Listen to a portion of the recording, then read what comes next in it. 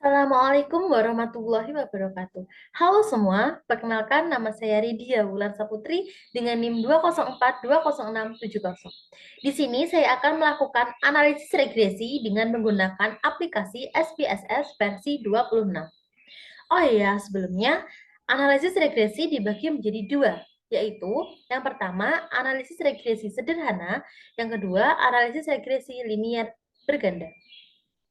Untuk yang pertama, saya akan melakukan analisis regresi linier sederhana.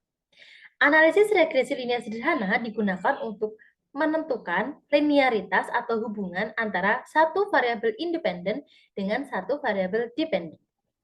Langsung saja, saya akan membuka data yang akan saya gunakan.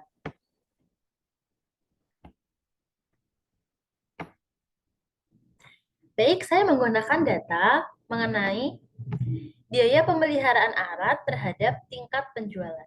Pengaruh biaya pemeliharaan alat terhadap tingkat penjualan alat berat di suatu perusahaan ABC. Berikut angka-angkanya. Jumlah data yang saya gunakan adalah sebanyak 16.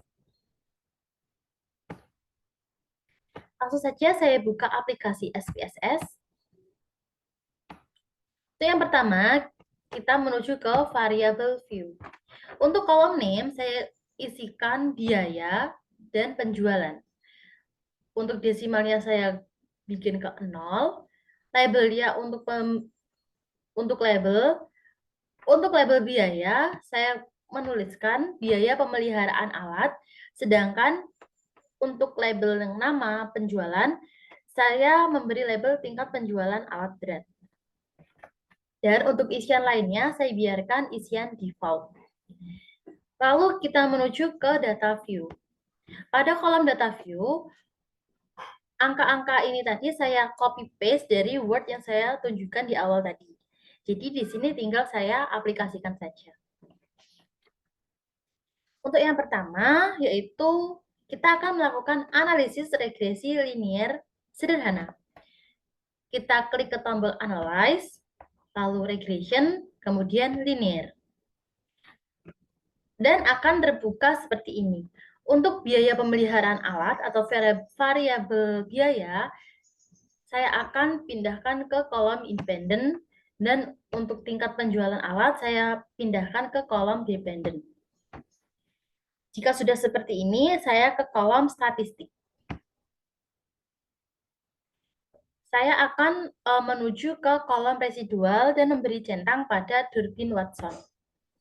Kemudian klik continue. Selanjutnya saya klik ke plot. Dan untuk variabel threshold saya pindahkan ke Y, dan ini saya pindahkan ke X. Seperti ini. Jika sudah, saya klik ke continue, kemudian OK.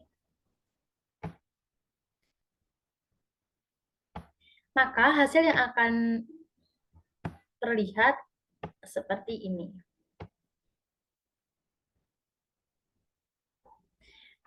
Ini hasil-hasilnya. Hasil ini akan saya pindahkan ke Word. Berhubung saya sudah memindahkan ke Word sebelumnya dan sudah saya jadikan PDF, jadi saya izin membuka hasil di PDF saya.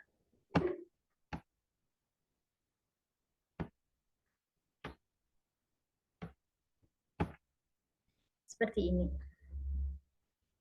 Untuk variabel insert atau removed, interpretasi hasilnya yaitu dari output dapat dilihat bahwa variabel independen yang dimasukkan ke dalam model adalah biaya pemeliharaan alat dan variabel dependennya adalah tingkat penjualan alat berat.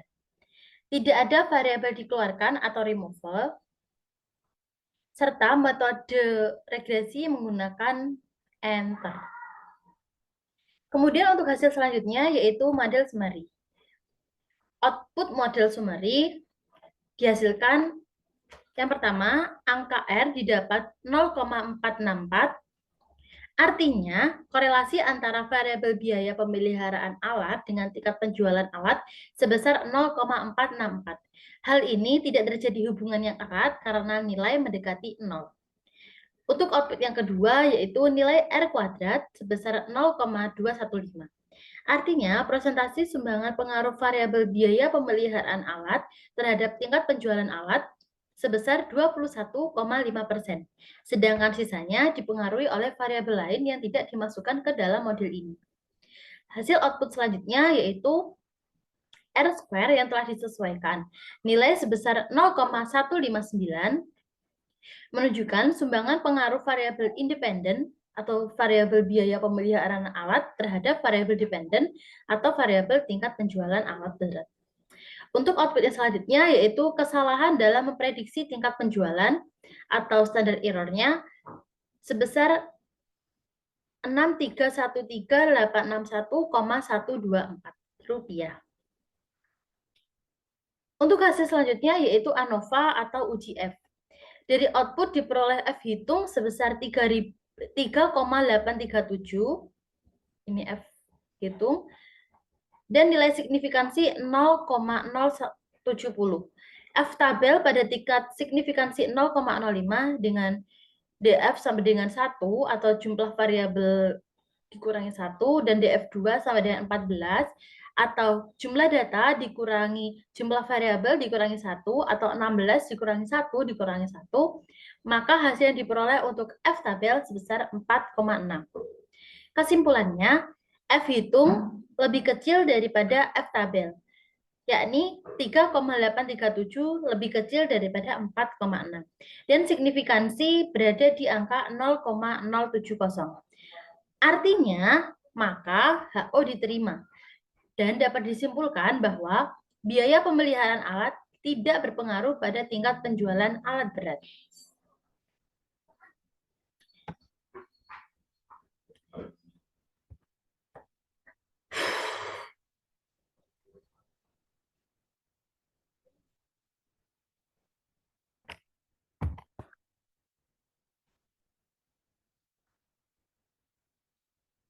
Bagaimana begini? Mau itu?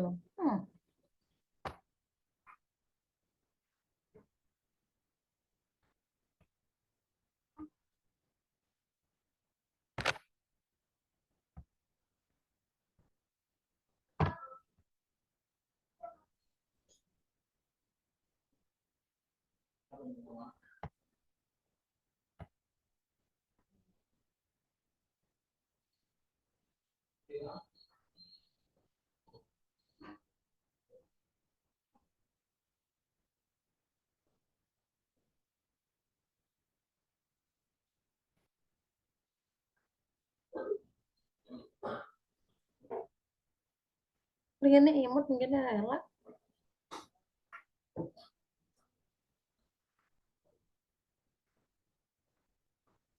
Kok nggak video menang? Aku udah nggak SS kok. Malu. Tapi tukang wujudnya dia belum. Gak mau jadi mobil kok. Ya wis. Berapa ya? Beda kok. Kalau mana mama? Mama anak umum pandur jadi. Apa dia mana? Ya wis usah tadi.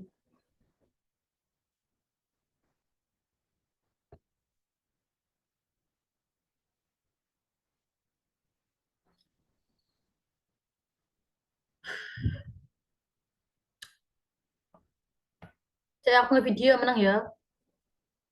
Dek.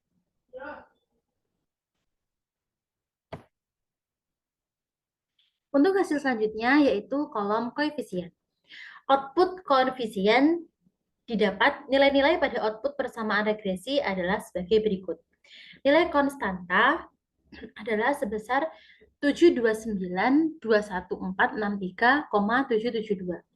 Hal ini dapat diartikan bahwa jika biaya pemeliharaan alat nilainya adalah 0, maka tingkat penjualan nilainya adalah Rp729.21463,772.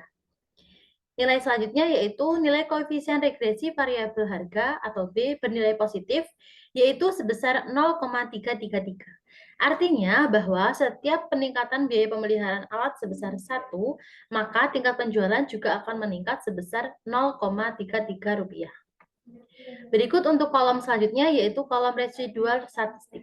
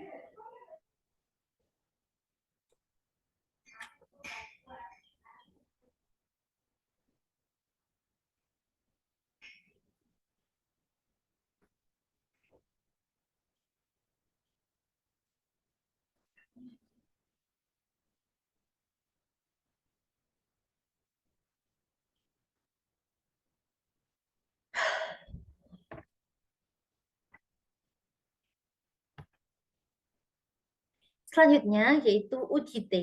Dari output didapat T hitung sebesar 1,959 dan signifikansi sebesar 0,048. T tabel pada signifikansi 0,05 dibagi 2 sama dengan 0,025. Dengan derajat kebebasan DF sama dengan jumlah data dikurangi 2 atau 16 dikurangi 2 sama dengan 14. Maka hasil diperoleh untuk T tabel adalah sebesar 2000 atau 2,145. Nilai T hitung lebih kecil daripada T tabel. Artinya HO 1,959 lebih kecil daripada 2,145. Hal ini diartikan sebagai HO diterima. Jadi, dapat disimpulkan bahwa biaya pemeliharaan alat tidak berpengaruh terhadap tingkat penjualan alat berat. Kemudian, selanjutnya yaitu uji asumsi klasik regresi. Uji asumsi klasik regresi dibagi menjadi 3, yaitu yang pertama, uji normalitas residual. Menggunakan normal P-strip plot of regression standardized residual. Dari hasil output dapat diketahui bahwa titik-titik menyebar sekitar garis dan mengikuti garis diagonal, maka nilai residual ini terdistribusi dengan normal. Seperti ini titik-titiknya. Untuk uji selanjutnya yaitu uji autokorelasi, menggunakan data dari model summary. Nilai DL dan DU diperoleh dari tabel statistik Durbin-Watson dengan N atau jumlah data sama dengan 16 dan variabel atau K sama dengan 1, variabel independen maksudnya, didapat nilai DL sama dengan 1,106 dan nilai DU sama dengan 1,371. Jadi 4 min DU sama dengan 2,629 dan 4 min DL sama dengan 2,894. Nilai Durbin-Watson adalah 1220 atau 1,220 karena DW terletak di antara DL lebih kecil dari DW, lebih kecil dari DU, atau 1,16 lebih kecil dari 1,220, lebih kecil dari 1,327, mohon maaf, 1,371, maka artinya tidak ada kepastian atau kesimpulan yang pasti dari model summary yang ini. Selanjutnya yaitu uji heterokedastisitas. Menggunakan data yang scarlet plot. Berdasarkan output scarlet plot, diketahui bahwa titik-titik tidak membentuk pola yang jelas dan titik-titik menyebar di atas dan di bawah angka 0 pada sumbu Y. Jadi, dapat disimpulkan bahwa tidak terjadi heterokedastisitas dalam model regresi. Selanjutnya, saya akan melakukan analisis regresi berganda, yaitu analisis yang kedua. Untuk analisis regresi linear berganda, saya menggunakan data pengaruh kualitas lingkungan kerja dan motivasi kerja terhadap kinerja karyawan perusahaan ABC dengan variabel X1 yaitu kualitas lingkungan kerja, X2 motivasi kerja, dan untuk Y kinerja karyawan perusahaan ABC. Data ini akan saya copy paste. Jumlah data yang saya gunakan adalah 15. Selanjutnya saya akan membuka aplikasi SPSS 26.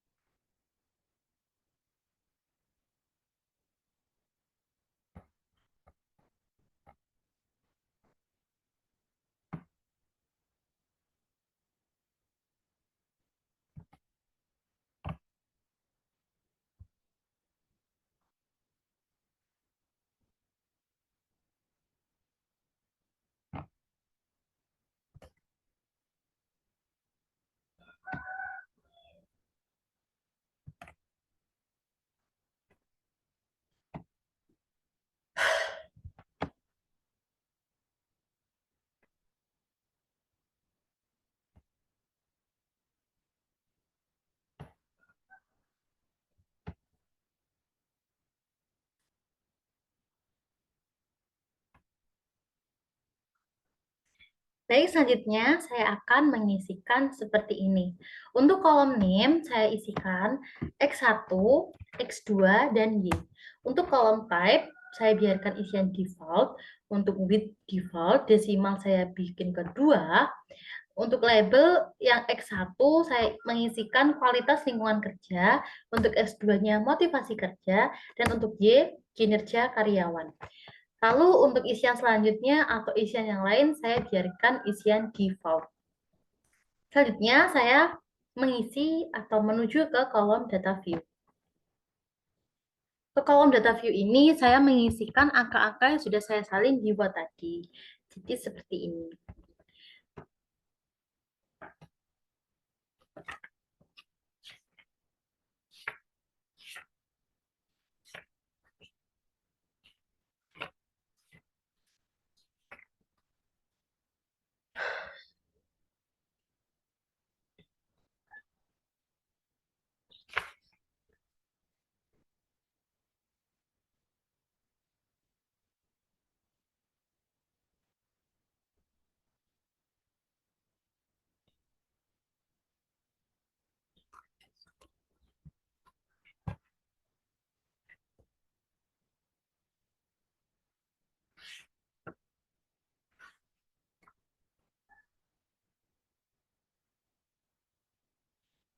Selanjutnya, saya menuju ke tombol Analyze, lalu Regression, kemudian Linear. Jadi akan terbuka seperti ini. Untuk variabel Y atau variabel dependent, saya pindahkan ke kolom dependent. Dan untuk variabel X1 dan X2 saya pindahkan ke kolom dependent. Kemudian jika sudah, saya akan menuju ke tombol statistik, maka akan terbuka seperti ini.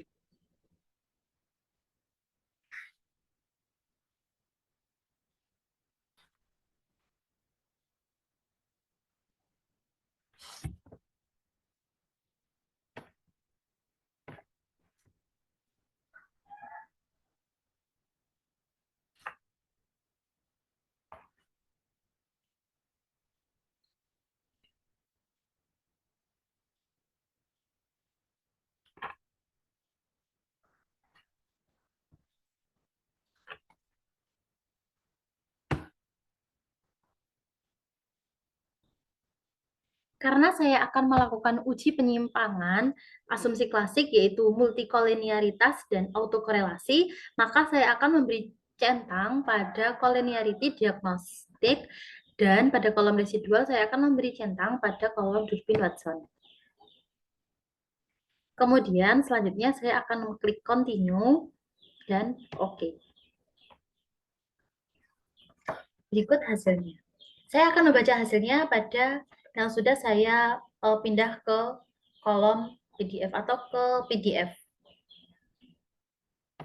Saya izin untuk share screen.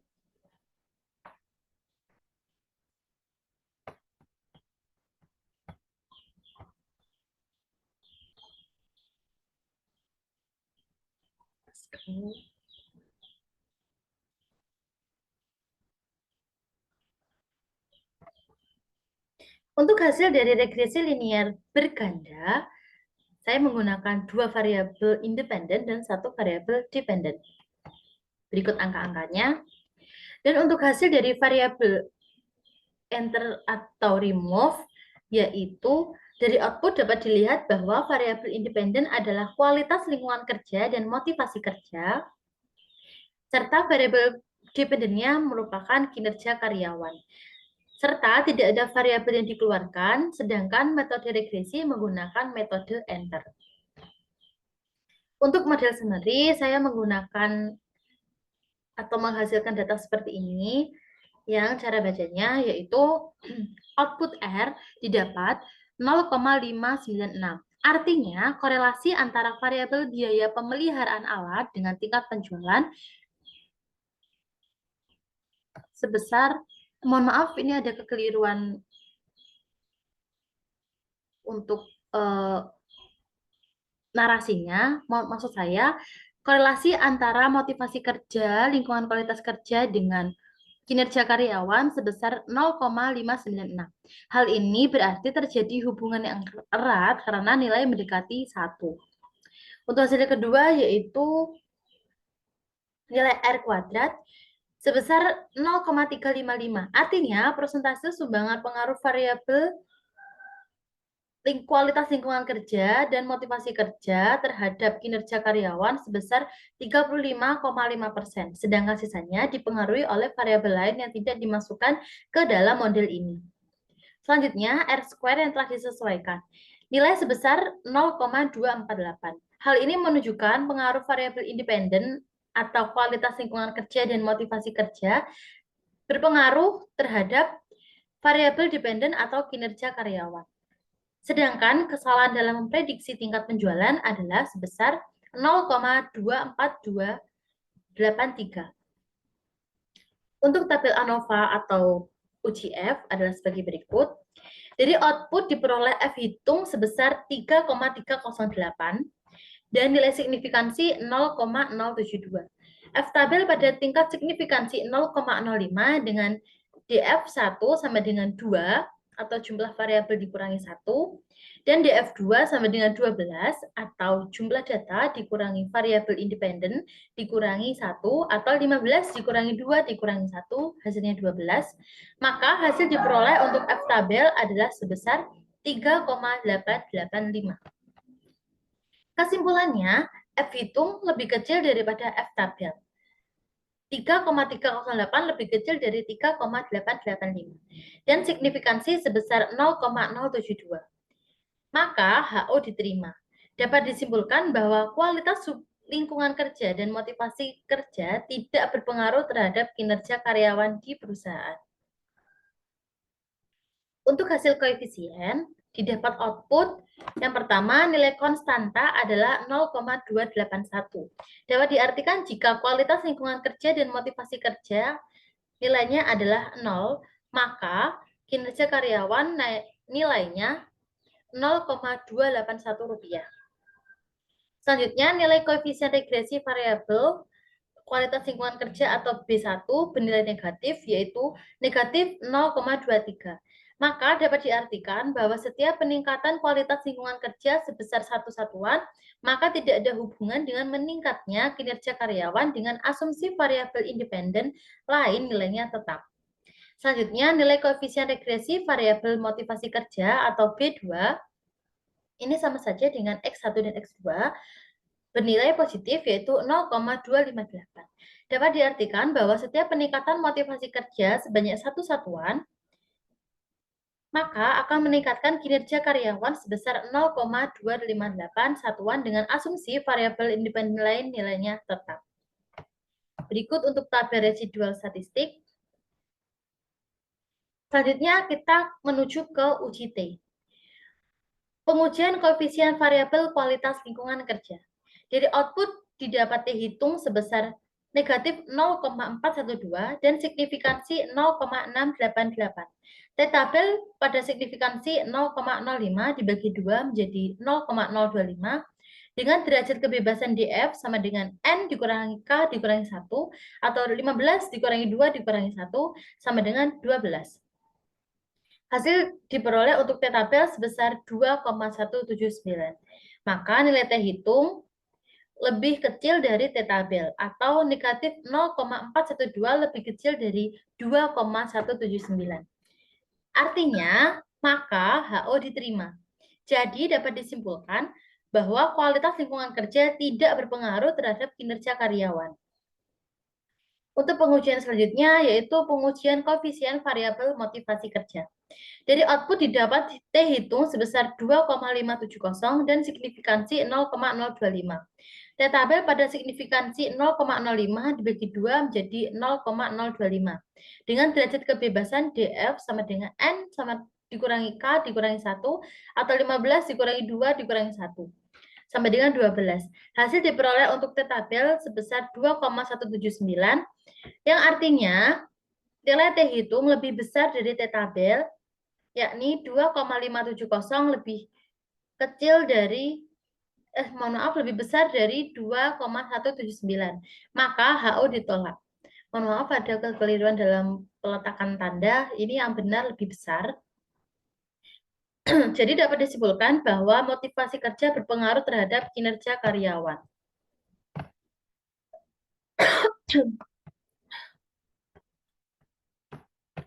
Jadi kan gue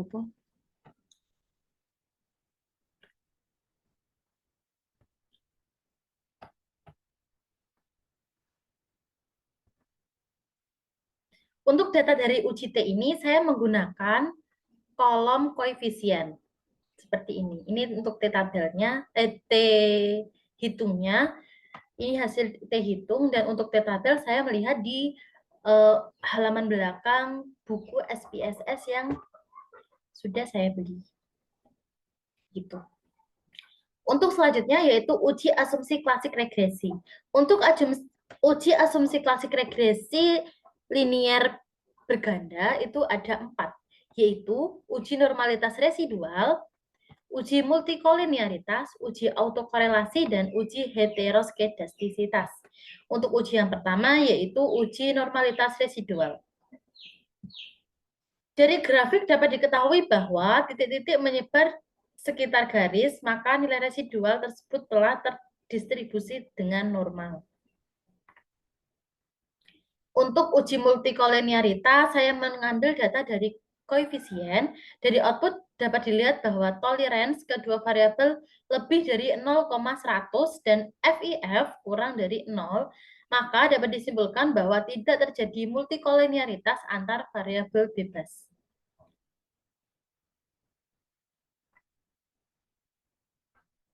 Lebih dari 0,100 dan FIF kurang dari 10. Untuk uji autokorelasi, saya menggunakan data dari model Summary. Nilai DL dan DU diperoleh dari tabel statistik Durbin Watson. Dengan N atau jumlah data yang saya gunakan adalah 15, K, jumlah variabel independen yang saya gunakan adalah 2, didapat nilai DL 0,946 dan nilai DU 1,543. Jadi, 4 min DU sama dengan 2,457 dan 4 min DL adalah 3,054. Nilai Durbin Watson 1,796. Karena DW terletak di antara DU lebih kecil dari DW lebih kecil dari 4 min DU atau 1,543 lebih kecil dari 1,796 lebih kecil dari 3,054, maka artinya HO diterima. dan tidak terjadi autokorelasi antar variabel. Untuk uji selanjutnya yaitu uji heteroskedastisitas.